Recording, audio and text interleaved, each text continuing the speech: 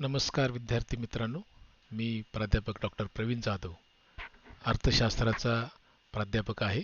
आजच्या या व्याख्यानामध्ये तुम्हा सर्वांचे मनपूर्वक स्वागत करतो. आज आपण सामाजिक संशोधनातील एक महत्त्वाचा विषय म्हणजे सामाजिक संशोधनातील तथ्यांचे स्रोत, sources of data in social research हा पाहणार आहोत. चला मग सुरुवात करूया प्रस्तावनेपासून. सामाजिक संशोधनामध्ये शास्त्रीय आणि वैज्ञानिक निष्कर्ष काढण्यासाठी, परिस्थितीचे सखोल विश्लेषण करण्यासाठी आणि नवीन सिद्धांत मांडण्यासाठी तथ्य हाच मुख्य आधार असतो. कोणत्याही सामाजिक समस्येचे यथार्थ आणि वास्तववादी ज्ञान मिळवायचे असेल तर अचूक व विश्वसनीय तथ्य संकलन करणे अत्यंत आवश्यक असते. आपल्या संपूर्ण संशोधनाची गुणवत्ता, निष्कर्षांचे गांभीर्य आणि तिची सर्वमान्य वैधता ही आपण संकलित केलेल्या तथ्यांवरच पूर्णपणे अवलंबून असते. म्हणूनच संशोधन प्रक्रियेमध्ये योग्य, उच्च गुणवत्तेच्या आणि अचूक स्रोतांची निवड करणे हे अत्यंत महत्त्वपूर्ण मानले जाते. योग्य तथ्यांशिवाय काढलेले निष्कर्ष हे दिशाभूल करणारे ठरू शकतात. म्हणून संशोधकाने तथ्य संकलनाच्या गुणवत्तेवर आणि वस्तुनिष्ठतेवर विशेष लक्ष केंद्रित केले पाहिजे. सामाजिक संशोधनात आपण निश्चित केलेल्या अभ्यासाच्या उद्दिष्टानुसारच तथ्य संकलित केली जातात आणि त्याला आपण सामाजिक संशोधनातील तथ्यांचे स्रोत म्हणतो. प्रामुख्याने संशोधनामध्ये दोन प्रकारच्या प्रमुख स्रोतांचा वापर केला जातो. पहिलं म्हणजे प्राथमिक स्रोत, ज्याला आपण प्रायमरी सोर्स म्हणतो. प्राथमिक स्रोत मधून संशोधकाला मूळ आणि प्रत्यक्ष क्षेत्रातील ताजी माहिती प्राप्त होते.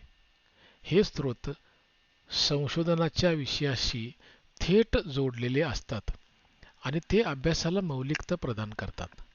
आणि दुसरे म्हणजे द्वितीय स्रोत, ज्यामध्ये इतर संस्था किंवा संशोधकांनी आधीच संकलित करून ठेवलेल्या माहितीचा वापर केला जातो.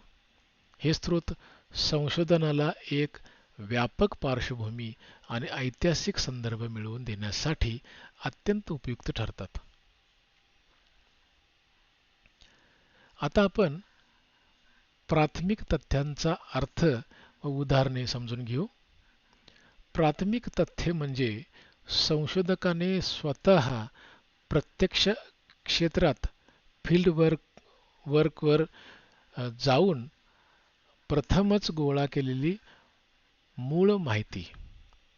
ही तथ्ये संशोधकाच्या विशिष्ट अभ्यासाच्या उद्दिष्टांशी थेट संबंधित असतात. उदाहरणाद्वारे समजून घ्यायचे झाल्यास, ग्रामीण महाराष्ट्रातील शेतकरी आत्महत्या मागील कारणे शोधायची असतील तर संशोधक स्वतः प्रत्यक्ष गावात जातो, बाधित शेतकरी कुटुंबाची भेट घेतो आणि त्यांची मुलाखत घेऊन थेट माहिती संकलित करतो. या थेट प्रत्यक्ष मिळवलेल्या माहितीलाच आपण प्राथमिक तथ्य म्हणतो. अशा प्रकारचा डेटा किंवा तथ्य हा आधी कुठेही उपलब्ध नसतो, तर तो संशोधकाच्या प्रत्यक्ष प्रयत्नातून पहिल्यांदाच अस्तित्वात येतो. प्राथमिक तथ्य संकलनाच्या पद्धती पाहू. प्रत्यक्ष क्षेत्रातून थेट प्राथमिक तथ्ये संकलित करण्यासाठी संशोधक विविध वैज्ञानिक आणि पद्धतशीर मार्गांचा वापर करत असतो.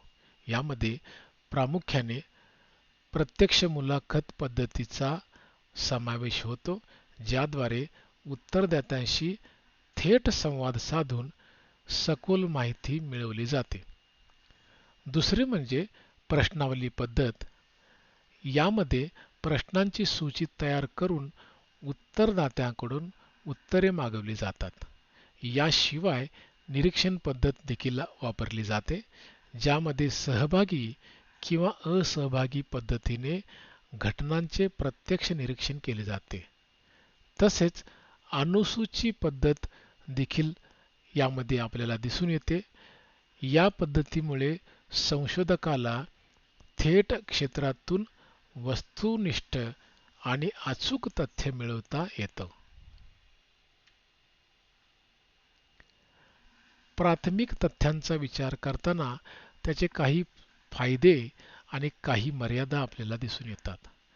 फायद्याविषयी सांगायचं झालं तर प्राथमिक तथ्ये हे अधिक अचूक, अद्ययावत, विश्वसनीय आणि संशोधनाच्या उद्दिष्टाशी पूर्णतः सुसंगत असतात, कारण ती थेट संशोधकाने स्वतःच्या अभ्यासासाठी संकलित केलेली असतात.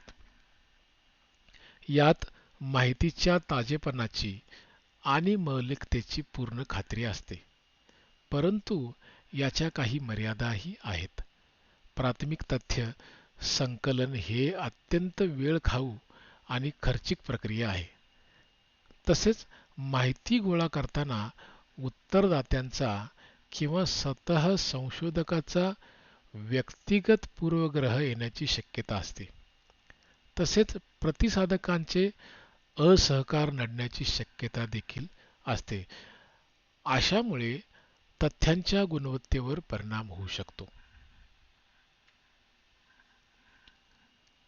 आता आपण माहितीच्या दुसऱ्या महत्त्वाच्या स्रोताकडे वळूया, आणि तो म्हणजे द्वितीय स्रोत.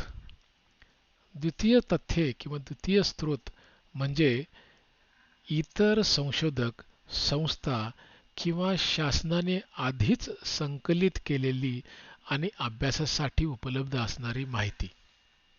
ही तथ्ये संशोधक स्वतः प्रत्यक्ष क्षेत्रात जाऊन तयार करत नाही, तर आधीच अस्तित्वात असलेल्या माहितीचा दुसऱ्यांदा वापर करतो. उदाहरण सांगायचं झालं तर भारताच्या लोकसंख्येचा अभ्यास करण्यासाठी जनगणना अहवाल, सेन्सस रिपोर्ट वापरला जातो. तसेच देशातील बेरोजगारीच्या अभ्यासासाठी राष्ट्रीय नमुना सर्वेक्षण म्हणजेच NSSO रिपोर्ट्स अशा अहवालांचा वापर केला जातो. हे स्रोत किंवा हे तथ्य आधीच उपलब्ध असलेले शासकीय व अधिकृत दस्तऐवज असतात, आणि हे द्वितीय स्रोताचे उत्तम उदाहरण आपल्याला सांगता येईल. संशोधकाला मोठ्या प्रमाणावर तयार आकडेवारी सहज उपलब्ध होते.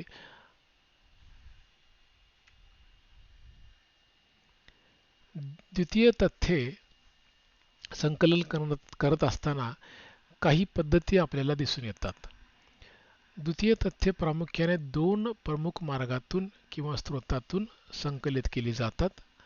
पहिलं म्हणजे प्रकाशित स्रोत, पब्लिश्ड सोर्सेस, ज्यामध्ये शासकीय अहवाल, विविध शैक्षणिक नियतकालिके, संशोधन निबंध, पुस्तके व आंतरराष्ट्रीय संघटनांचे प्रकाशित अहवाल समाविष्ट असतात. हे स्रोत अधिकृत असतात आणि सार्वजनिकरित्या सर्वांसाठी उपलब्ध असतात. दुसरा जो प्रकार आहे, पद्धती आहे, तो म्हणजे अप्रकाशित स्रोत, अनपब्लिश्ड सोर्सेस. यामध्ये विद्यापीठामधील अप्रकाशित प्रबंध, शासकीय व बिगर शासकीय संस्थांच्या दप्तरातील अंतर्गत नोंदी, दैनंदिन नोंदी आणि वैयक्तिक दस्तऐवजांचा समावेश होतो. हे स्रोत विशेष आणि ऐतिहासिक अभ्यासासाठी खूप महत्त्वाचे ठरतात. आता आपण द्वितीय तथ्यांचे फायदे आणि मर्यादा पाहूया. द्वितीय तथ्यांचे देखील संशोधनात स्वतःचे वेगळे महत्त्व आहे. त्याचबरोबर त्याच्या काही मर्यादा देखील आहेत. याचा मुख्य फायदा असा की हे स्रोत आधीच संकलित आणि उपलब्ध असल्याने संशोधकाचा वेळ, शारीरिक श्रम आणि पैशासाठी जास्त पैशांची मोठी बचत होते. तसेच भूतकाळातील किंवा जुन्या माहितीच्या आधारे दीर्घकालीन प्रवृत्तींचा अभ्यास करणे या स्रोतामुळे सहजरित्या शक्य होते. मात्र याच्या मर्यादा लक्षात घेणे गरजेचे आहे. ही जी पद्धत आहे ती पद्धत जुनी, आउटडेटेड किंवा अपूर्ण असण्याची शक्यता असते. याशिवाय ती मूळ दुसऱ्याच एखाद्या अभ्यासासाठी संकलित केलेली असल्याने आपल्या सध्याच्या संशोधनाच्या विशिष्ट उद्दिष्टांशी ती पूर्णतः सुसंगत नसण्याची भीती असते. यामुळे असा डेटा किंवा तथ्य वापरताना संशोधकाने त्याची पूर्व पडताळणी करणे अत्यंत आवश्यक असते. शेवटी निष्कर्ष पाहूया. या सर्व विश्लेषणावरून आपण या निष्कर्षापर्यंत पोहोचतो की सामाजिक संशोधनात प्राथमिक आणि द्वितीय दोन्ही तथ्य स्रोत जे आहेत एकमेकांना अत्यंत पूरक अशी भूमिका बजावतात. प्राथमिक तथ्ये संशोधनाला मौलिकता, ताजेपणा आणि वास्तववादी दृष्टिकोन देतात, तर द्वितीय तथ्ये जे आहेत किंवा स्रोत जे आहेत अभ्यासाला ऐतिहासिक आधार व व्यापक संदर्भ प्रदान करतात. एका चांगल्या आणि आदर्श संशोधकाने आपल्या अभ्यासाचे स्वरूप, उपलब्ध वेळ आणि गरज लक्षात घेऊन या दोन्ही स्रोतांचा अत्यंत संतुलित आणि विवेकपूर्ण वापर केला पाहिजे. असा संतुलित वापर केल्यास संशोधन कार्य अधिक वस्तुनिष्ठ, सर्वसमावेशक आणि विश्वसनीय ठरते. धन्यवाद.